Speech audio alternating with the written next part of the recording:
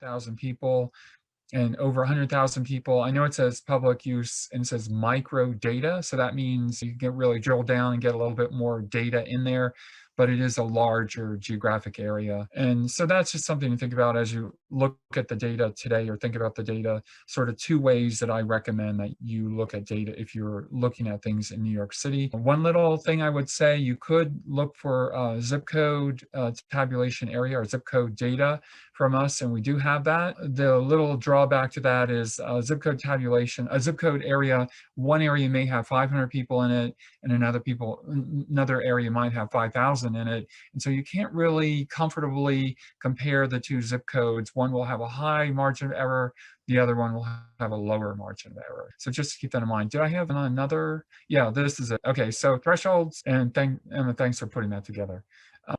So we just think about this, we just talked about the geographies, but if we're going up, if you can see, we have what we call ACS 5-year data. That's for areas of about 4,000 people up to 65,000 people. And that is data that has been pulled in over 5 years. And after the 5th year, we take the average and we release it to you. And we release that every December. So the data is released every year. It's not released every 5 years, it's released every year. But it's just a compendium of 5-year data average. And notice the 4,000 people that sort of jives really well with the census tract. That was done on purpose, okay? So up to 65,000 people, you need 5-year data, but above 65,000 people, you can use what we call 1-year data. And that means that data comes out every September. It is for anything over 65,000 people, and it's the data from the previous year. And notice that I put in there a lot of counties, you can get the data, 1-year data. You certainly can for New York City. Congressional districts, you certainly can. And then after that, you're forced going up into the PUMAs, and that's over 100,000 people. Happily, that works out really well for New York City. There's just 1 or 2 little community districts that are put together to make one PUMA, but not too many. Most of them correspond really well, and that is a way to go if you're looking for things from us at the Census Bureau. And so that's it. That's my quick little lesson on geography and thresholds, and I'm going to let everybody else go with this. Thanks, David. And just so you guys all know, David is our resident expert on New York City specific data sets. So definitely feel free to reach out to him after this event, and he can give you some tidbits on the best ways to work with New York data and New York Census data. So next, we're going to hear from Eric Coyle, who's also another data dissemination specialist. Thanks, Emma. Yeah, hi, I am Eric Coyle, a data dissemination specialist with the Census Bureau.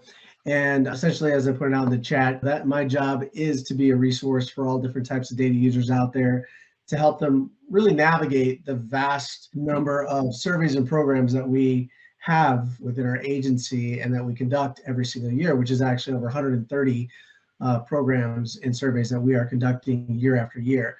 The largest household survey, which David, my colleague, already mentioned, is the American Community Survey. That is the largest household survey that is conducted every single month of every single year since 2005 when it was implemented.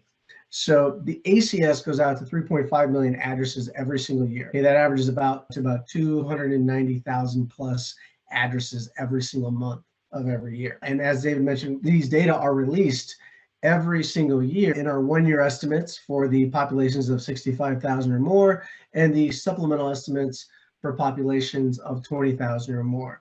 The 5-year estimates are also released every single year, but it's important to keep in mind, as Dave mentioned, that this is not an average or a mean of those 1-year estimate results. It's taking 60 months worth of data and basically pulling that together and creating an estimate from that, from all those responses over the 5-year periods, which is that's how we're able to get down to those smaller geographic areas, down to the block group geographic area, which is an area that is defined as 600 to 3,000 population size. And so that is a really small geographic area. The only issue with block groups, is we caution our data users, is because you may find more data suppression occurring at those geographic areas. That's something I always like to point out, that we do produce a lot of data, but when you start getting down to those smaller geographic areas in, like I said, the block group, you're going to find more data suppression occurring, because we always have to protect privacy or we have to protect our quality, our standard of quality, which is 90% confidence interval in these estimates. So one of the main things that I deal with when it comes to point people out to many of our different surveys and programs, and in particular the ACS. And Emma, you can go ahead and go to the next slide. It is really focusing on the amount. If you saw from the previous slide, there are 11 billion estimates produced every single year from the American Community Survey. That is a lot of data. We always like to do and tell our data users out there is we always like to point them in the direction of our data profiles. So if those of you hopefully have received the packet that was sent prior to this event, that there was links in that packet, in that document, showing you the APIs from the ACS, as well as data links to data profiles to give you an overview of the vast amount of data that we have. These data profiles are broken into 4 major categories, and that's really what you can break down when it comes to much of our, that's your social characteristics, your demographic characteristics, your economic characteristics, and your housing characteristics. All these get further broken down into subtopics, and then you can really cross-tabulate into all kinds of other variables. So when you look at something like this on your screen, where you see a collection of 35 plus topics, when you start to cross-tabulate these variables like veterans by age or ethnicity or race or sex, education, what have you, income, poverty, all those things can be cross-tabulated with different variables. That's when you start to get actually over 450 characteristics altogether. That's a lot of, again, that's really where myself as a data dissemination specialist, I'm there to help you navigate the really vast waters of census data to help figure out what data sets or what variables we may have and what's available. And I can tell you, if it's not in the data profiles under those social characteristics, economic, demographic, or housing, you're probably not going to find it. How many refrigerator repairs occur in a year, and you don't see it in our economic characteristics, you're probably not going to find that data that we have. That's why I always send data profiles to people as a way to just give them a really broad but concise overview of what we have available, where you can go from there. That's all I'm going to talk about as far as the ACS and how useful it is. And then we can see a perfect example here. Next, Emma, you can take it away. Yeah, this is a great example. It's a product created by Measure of America called Go NYC.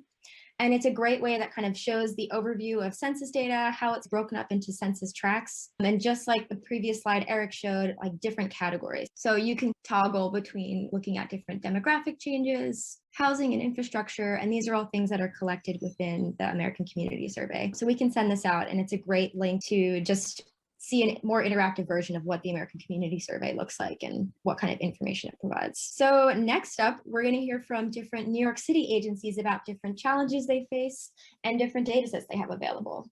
So each agency is going to get 5 minutes to present and share a little bit more information to you guys. And I know this is a lot of info, so don't worry, the second session is going to be a little bit more interactive. And it's going to be a way for us to really digest all of this information. And feel free to post questions in the chat and we can collect them at the end and respond accordingly. The New York Parks Department. Awesome. So I can go ahead and jump into this. My name's Lee Tammy. I'm the Director of Data and Analytics for New York City Parks. So the themes that we wanted to cover in terms of equitable access to parks is one of our primary issues. We obviously, over the past year, I've seen a massive increase in use of parks. It's become really critical during the pandemic. A lot of people who maybe wouldn't otherwise utilize the parks as much have been using them. And so we're really evaluating how can we make our parks more equitable, more available, more accessible to everyone. One of our primary initiatives is Walk to a Park. Ideally, we would like every New York City resident to be within about a quarter mile of a park. So he or she is able to access that green space, public infrastructure for mental health. Currently, only about 80% of New Yorkers actually are within walking distance. So one of our primary goals, or something that we focus on a lot as far as our capital planning, is thinking about where can we put parks to make access to green space, access to playgrounds, access to publicly available space more equitable.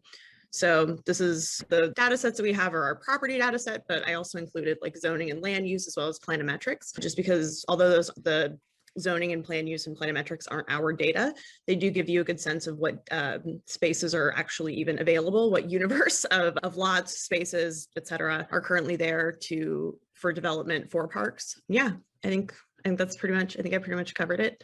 Do you want me to, is there anything else, or should I answer questions, or just? No, that's great. But later on, when we break out into different groups, you guys can chat more with Lee and ask her some questions about the data sets, but thanks. So next up, we have Douglas Williamson from the New York Police Department. Hey, everybody. How are you? I'm from the police department.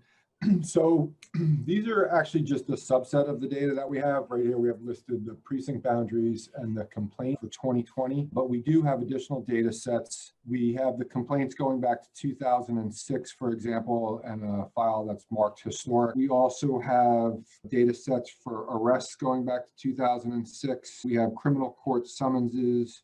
We have moving violation summonses. We have shooting incidents. And we also have, recently we posted calls for service for the last calendar year, which was 2020. And we also released collision data as well, which is interestingly one of our more popular data sets. So the calls for service is interesting, I think, because last year there was about 6 million calls for service, which is a really large number. So we get often questions about equity and over policing and things like that. So that calls for service data set provides some insight into that in conjunction with the complaints that are listed here on the screen. The complaints are when an individual resident reports a crime, that gets a record created in that data set. So that's when people file a police report, that gets captured in that complaint data set. So that gives an indication of where crimes are occurring. And then the enforcement side of things is the arrests and the summonses and things of that nature. The equitable distribution is always a question for us. But like I said, these are multi-year data sets, which gives a more complete picture into what goes on from the public safety perspective. So we're always open to any suggestions or new ways of looking at the data, new ways of analyzing the data. We do quite a bit of in-house analytics. We're always open to hearing from the community. So that's why we're here trying to help out. Yeah, thanks, Douglas. All right, next up we have the New York City Taxi and Limousine Commission. Hey there, can you hear me? Yeah.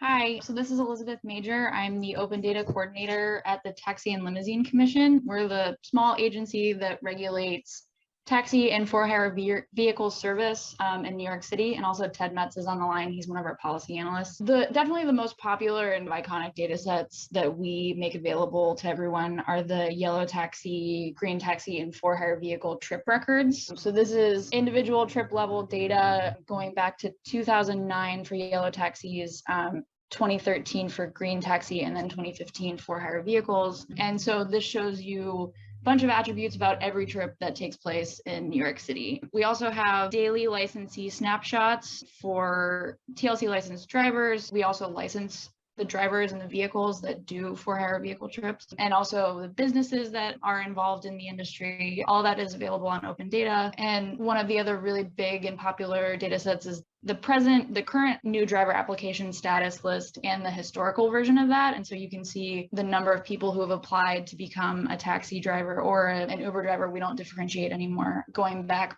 pretty far, I think 2015. So that's available. Some of the questions that you could look at with this information relate to transportation, which is generally where are people going, when, and using which industry. We include a lot of rich information about payment, like the amount of the fare, surcharges, tolls, tips. And so at a larger scale, you could use that to answer questions about state revenue or what have you. With regard to equitable service and access, you can look at which neighborhoods are being served better by which industry, and then how does that overlay with overall transit opportunities, subway, bus, whichever. And then with regard to gig work, by combining trip record information and then also the application data, you can see how the growth of the for-hire vehicle industry has led people to apply to become drivers, and then how that has that kept pace with the number of trips that are happening. And then we just released all trip records through the end of 2020, so you can ask all of these questions and see how they've changed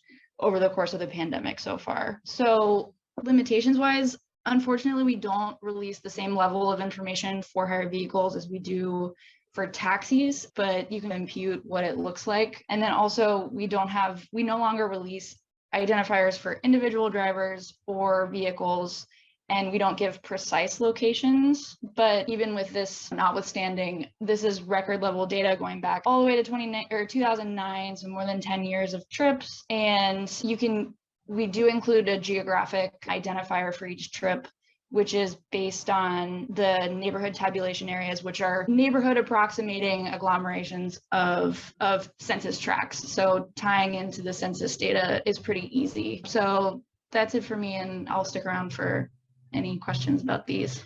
Thanks. Thanks, Elizabeth. So up next, we have Matthew Kaminsky from the Emergency Management Department. Hey, good afternoon, everybody. Thank you. I'm Matt Kaminsky from New York City Emergency Management, and I'm a GIS specialist there. So just real quick, for those who don't know what New York City Emergency Management does, we have 4 key initiatives, which are planning, educating, coordinating, and informing. And our open data touches on all of these. This is our list of our open data that we have available. And today I'll be highlighting evacuation zones, evacuation centers, emergency response incidents, and emergency notifications, which is known as Notify NYC. So as we learned from Hurricane Sandy, New York City is vulnerable to coastal storm threats, and our evacuation zones represent varying threat levels of coastal flooding resulting from storm surge. We use slosh models to create these evacuation zones. And slosh is a sea, lake, and overland surges from hurricanes, and that model is provided by NOAA. And these are not to be confused with flood insurance risk zones. These are only for the purposes of evacuating. They don't determine insurance rates for flood. And more on evacuation zones and how we use them. The 2 main determinations of how severe we believe a storm will be are the direction or bearing of the storm and the magnitude, which is category 1, 2, 3. So we used a chart, which you can see on the middle left of the screen, to determine which evacuation zones will be evacuated based on the storm threat that faces New York City. We also have evacuation centers. We use Department of Education facilities We use evacuation centers to get people out of evacuation zones and into safety. And these evacuation centers act as hubs for smaller hurricane shelters. Generally, if people are being evacuated, they'll be directed to their nearest evacuation center and then be redirected to a hurricane shelter. And just to give you an idea of how our coastal storm plan, we take into account the topography of the city. We then look at the slosh runs. After that, we categorize each block based on the slosh model into a single evacuation zone. We factor in the critical facilities to understand which hospitals, FDNY, NYPD assets will be impacted by the storm based on the severity of the storm incoming. And then we look towards demographics to understand the populations that are being threatened by the storm. And then this is kind of a visual of how our evacuation plan works. And then we have our hurricane zone finder application where people can look up what evacuation zone they're in. And it will also let the user know if there is an evacuation order in effect for their zone. And for those who don't know how New York City Emergency Management really fits into the scope of everything, we respond to all types of emergencies. However, the key with us is we really get involved when there are multiple departments or agencies. And a good example is a large 5-alarm fire. You have FDNY, NYPD, utilities responding to the emergency, and we're there to make sure that the SIMS and NIMS frameworks are followed and that all the agencies work together. We also have emergency response incidents. These go back to around 2012, and each point represents a time that New York City Emergency Management was dispatched to an emergency in the city. And then we also have Notify NYC data, and this data is these are text alerts and tweets that are sent by New York City Emergency Management, and they help New Yorkers be notified of emergencies either in the city or in their individual neighborhood. And I'll be around to take further questions. Thank you. All right, thank you so much. And so next we're going to hear from Logan a little bit about what kind of other census resources are available and our Slack as well. Hi, Emma. Thanks for coming, everybody. I'm the Census Developer Experience Lead. My name is Logan Powell. I've been at the Bureau for about 8 years. I call myself like the plumber at the agency with regards to our APIs. Also, if you speak a certain programming language, I know the libraries that are most popular in the community. I also know many of the library maintainers, or many of the people who are census sort of experts outside the walls of the census, many of which are actually in our Slack community. The one that Emma that you've been invited to right here at the bottom, this is the invite link, but you've probably already gotten that link. And you should be at least in the Data Jam channel. But if you look around in there, besides the Data Jam channel, there's a bunch of other channels, some specific to programming languages, others specific to other facets of how to get. If I can't answer the question, I'll probably be able to find the person who can. Eric Coyle, the guy who went on earlier, he's your what guy. He's going to help you figure out what the topic or what data are available based on the topic of your interest. I'm the how guy. I can, once you've gotten that point, I can tell you how to get it into an application or how to download it in a flat file or whatever format you're looking for. So this is the, what Emma's showing here is the Census developers landing page. This is a good place to start. It's just census.gov/developers. You go in there, you can request a key to the API. Don't need a key to get started. You can start playing around with these calls right away. I would recommend jumping into the available APIs. This is another page. This is our census doc. If you go to api.census.gov/data.html or api.census.gov, you'll find a broad selection of APIs covering a broad range of topics, including economics, demographics, poverty, health insurance. With respect to income inequality, we actually have the Gini index. I don't know if you're familiar with that. That coefficient is, we pre-tabulate that from the American Community Survey. So we just, that's just the tip of the iceberg. There's just vast amounts of data. If you have a question that you think may be collected by the government for some purposes, whether for implementation of any government-wide programs, we probably collect that data. And again, start in the Slack channel or hit up Eric Coyle about what might be available, and then ping me. Or ping anybody in the Census Slack channels, and we'll figure out a way to get you that data. Yeah, thank you so much, Logan. So now we're going to get into a little bit of project inspiration. And so this is to get you guys thinking about different and creative ways to actually use open data. And they might not be what you necessarily think is a traditional data visualization or something like that. So one great place to start is to look at Data Through Design's virtual exhibition. And so here they feature lots of different data artists, and all of the work here uses NYC Open Data Platform. So definitely take a look and see what kind of creativity you can bring to the data. And hi everyone, this is Lorena. I'm going to talk a little bit about other project inspirations. So this is from Let's Make It Count, which was a national data science education initiative launched by the National Science Foundation's West Big Data Innovation Hub. And they're a community for catalyzing and scaling data science for societal needs by building data science partnerships across the country with academia, nonprofits, and government. So the aim of this challenge, which finished at the end of January of this year, was to ensure that students' zip code, geography, or location doesn't determine their access to critical STEM skills, development opportunities, increasing data literacy, access to really all students across the nation, but specifically in hard to reach communities. So this effort was timed with the 2020 census operations in partnership with the Census Bureau's Statistics in Schools program. And here are just some few, can you go back one? Use cases from the national competition. The first one on your left is an interactive website that explores the wage gap using census data. The second one on the right is a health infographic that explains the impact of technology on our vision. Next slide. The one on the left, as you see here, is an educational resource in the form of an illustrated comic book in multiple languages explaining why the census is important. And the one on the right is an interactive website that uses census data to understand disparities in educational attainment. So all of these 4 use cases, 3 of which came from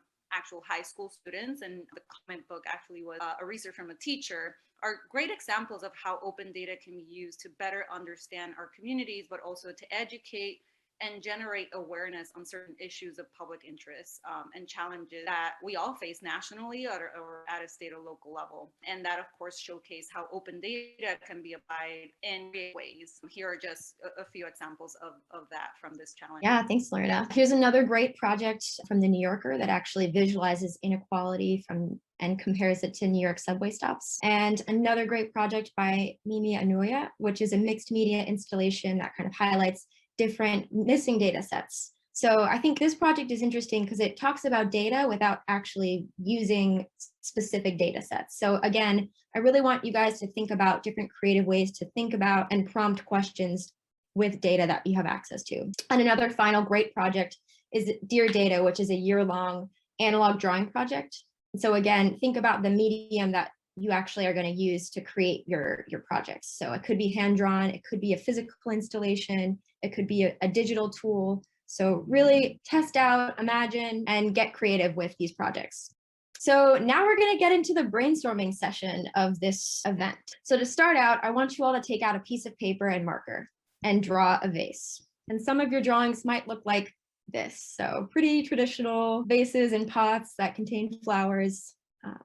Next, I want you to take out another piece of paper and draw a better way for a loved one to enjoy flowers. So I think this is an interesting prompt because it actually gets at how did the results differ when we actually thought about the context of where the flowers are going to be. There's lots more options here. So this is focusing more on the audience and the end user. So for example, on the second drawing, it's someone that has possibly a distressed cat. It's fun, it's more engaging. It's a way to like really think and get into the mind of your audience and come up with different and creative ways rather than just what you traditionally think the answer should be. Okay, so the options again are room number 1 is parks and public spaces. Room number 1 is parks and public spaces. 2 is public safety. 3 is transportation. 4 is emergency response. Okay, I'm seeing folks type things in the chat. I am trying to move you into the rooms you've requested. Okay, looks like there's just a few folks left in this room. Again, please feel free to let me know which room you'd like to be moved into, or you can also self-select. Okay, and do you need paperwork for all of it to go in tomorrow? Just a second. A few more folks have joined recently, so just want to let you know that we are currently going into breakout rooms. Again, for those that are still in this room that haven't selected yet, let me read the options out again and let me know which ones you want to go to. So room 1 is parks and public spaces. Room 2 is public safety. Room 3 is transportation. And room 4 is emergency response. Please feel free to let me know which room you'd like to go to and I can place you there. Hey, yeah. I don't know if I think it was on my end. I tried joining at 4, but I couldn't join. And then was that a problem on your end also, or just me? I'm not sure. I don't know which phone number was yours, but is there a room that you want to go to? Yeah. So I'm just, did I miss anything coming now? No, we did different presentations on different types of open data, but all of that information is shared in a link. So I can drop that in the chat again. And then we have different experts in each room that can talk about that. So should be pretty easy for you to catch up. Okay, can I switch in between the breakout rooms or no? Yes, you can. So as long as you can, if you can find the tab at the bottom that says breakout rooms, you can, I see it. Yeah, you can self-select and go in and out as you please. Okay, so it's more just, this is like different presentations going on at once? So these are actually working sessions in each room. So it's recommended that you stay in one so you can like work with the team and actually build something with data. But if you want to move in and out, you have the ability to. Okay, thank you very much. In the